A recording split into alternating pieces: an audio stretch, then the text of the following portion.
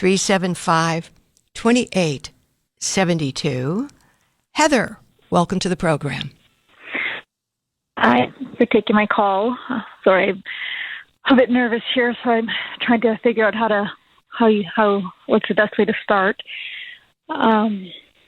Basically, I've been seeing a guy for about the last year and a half, and I know we're looking at engagement and marriage is in our future. But what's got me kind of stuck is that he's been doing some things that are kind of, I'm perceiving them as red flags and maybe warning signs. Well, let's just go through the list of things that are concerning you without labeling them, okay? Okay.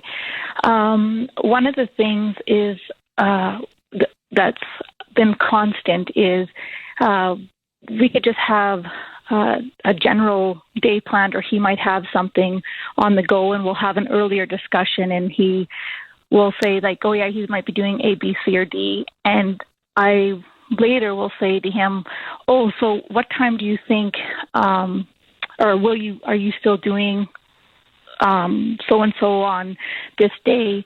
And he'll respond to me, I've already told you, or like I said. And I'll be like, well, what was it? Because I don't recall exactly. And he'll say, like I said, I already told you. And that's how he'll respond to me. And I won't even get an answer of my question that I was trying to find out, or if I've forgotten what it was, I'll ask him. Okay, question. So that means that you don't do the thing that you thought you might be doing. Is that right?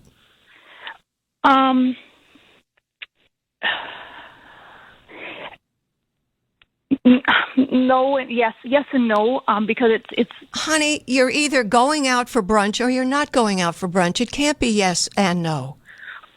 Okay, so you think you have an appointment to do something on Tuesday, and he tells you he has some other things that might come up, and you go, okay. So we come close to Tuesday, and you say, are we going to brunch on Tuesday? And then he comes back with, I already told you. Is that what you meant to communicate to me? Yes or no? Sorry, I'm nervous. I'm trying to think of a situation. That was what I understood from what you said. Was I correct or was I not correct? Just tell me, correct or not correct? Not correct. Okay, how do we correct what I said? Just try to correct what I said. Go ahead. Do you want me to say it again? No, I'm just trying to get my words straight.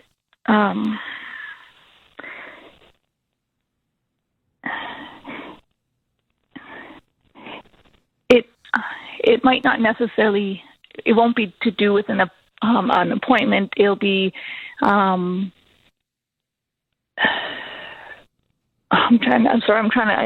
lost for words here for a second.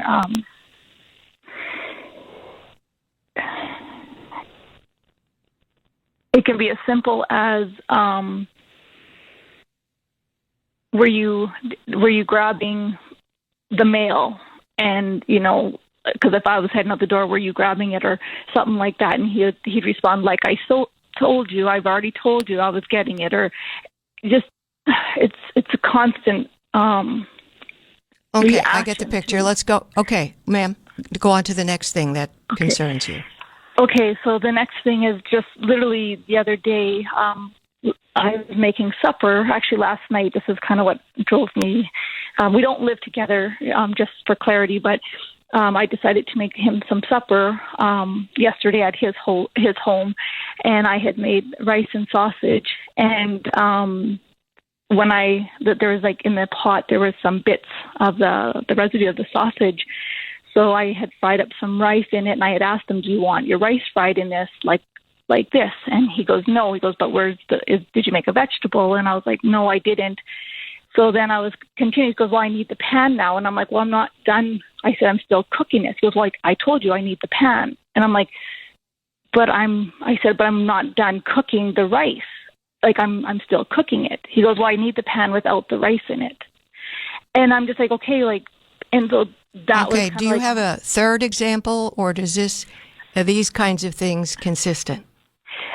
It's little things like that come. I don't. Okay, ma'am, I don't think they're little. Okay. I'm going to use a word that just popped into my head. He's a bully. That could be a good word for it. And why would you want to marry a bully?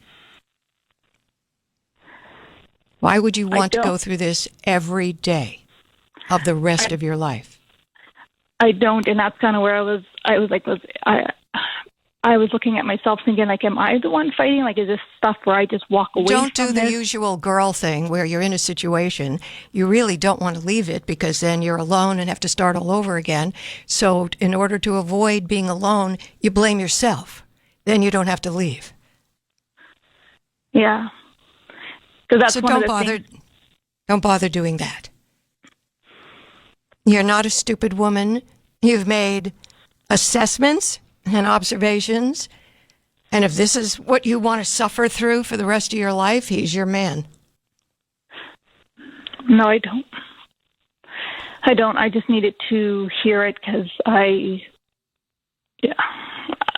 was just stuck. Not stuck, but I just when I would bring it up to him that I don't like how he speaks to me or treats me in a situation, he tells me that I'm looking for a fight. I'm always looking for a fight. He's and I'm a like, bully. I'm not. And that's what they do. They blame the other person. Guys who beat women blame the women for beating them. If you didn't behave like that or burn my toast, I wouldn't have had to beat you. Yeah, that's what I was afraid of.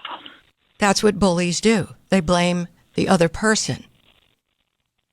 Bullies don't take responsibility. They don't go, shit, you're right. Yeah. Okay. I appreciate that. Thank you. I needed to hear it. I needed that validation.